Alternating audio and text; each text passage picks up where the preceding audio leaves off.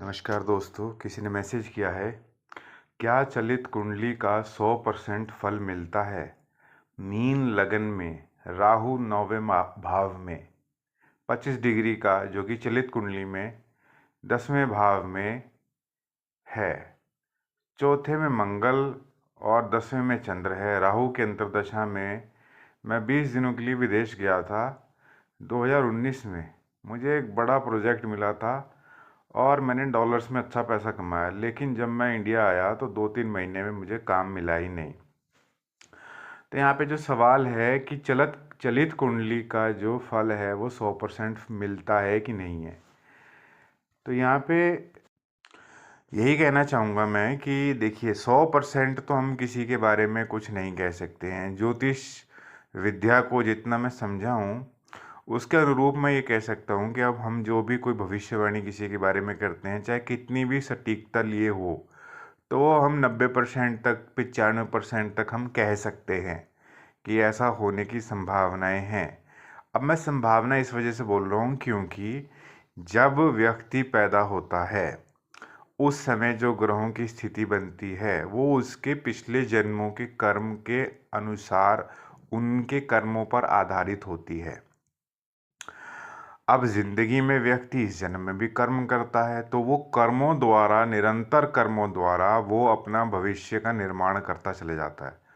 तो जो पूर्व जन्म की घटनाएं हुई हैं, पाप और पुण्य फल कर्म के आधार पर व्यक्ति को मिलता है।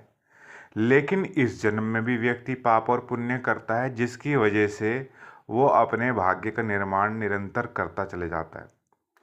तो कुछ घटनाएं, प्रारब्ध जिसको बोलते हैं, वो हमारे पिछले जन्मों के कर्मों के कारण बनते हैं और फिर हम अपने कर्मों द्वारा उन स्थितियों में एक नए प्रारब्ध को जन्म देते हैं या एक नए प्रारब्ध का निर्माण करते हैं। तो कुल मिला के बात यही है कि आप, जैसे आपने कहा कि राहु 10वें भाव में आ गया है, तो देखो सीधी सी बात है, तुम विदेश गए, विदेश तुमने कुछ दिन वहाँ रहे, काम किया, पैसा कमाया, वापस आ गए, यहाँ काम छूट गया। तो राहु यही तो करता है। और करता क्या है? राहु व्यक्ति को डिसबैलेंस करता है, असंतुलित करता है। ये आकस्मिक घटनाओं का ग्रह है। इसमें आकस्मिक धन लाभ होते हैं, आकस्मिक हानियां होती हैं। तो राहु 10वें भाव में आकर, 10वां भाव कर्म का होता है और कर्म से संबंधित तो वो उसने आपको दिखाई दिया एक तरीके से। अब 100% में हम क्या ही कह सकते हैं। राहु जब हम 10वें भाव में देखते हैं, किसी भी भाव में देखते हैं, तो हम उस भाव से संबंधित अनिश्चित घटनाओं को देखते हैं। उस भाव में अचानक से ही या सामान्य तौर पे आप अनिश्चित घटनाओं को देखना शुरू कर देते हैं, चाहे वो कोई सा भी भाव हो। तो ये 10वें भाव में है, तो ऐसा माना जा सकता है, ऐसा कहा जा सकता है कि राहु आपका जो 10वें भाव में है तो शुभ, क्योंकि शुभ था तभी तो विदेश गए, विदेश जाके कब पैसे कमाने का मौका मिला और खूब कमाई की।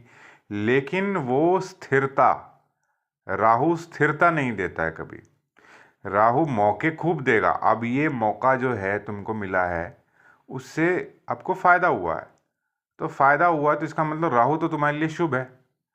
लेकिन राहु स्थिर ग्रह तो है ही नहीं, राहु तो अस्थिर है, आकस्मिकता का कारक है।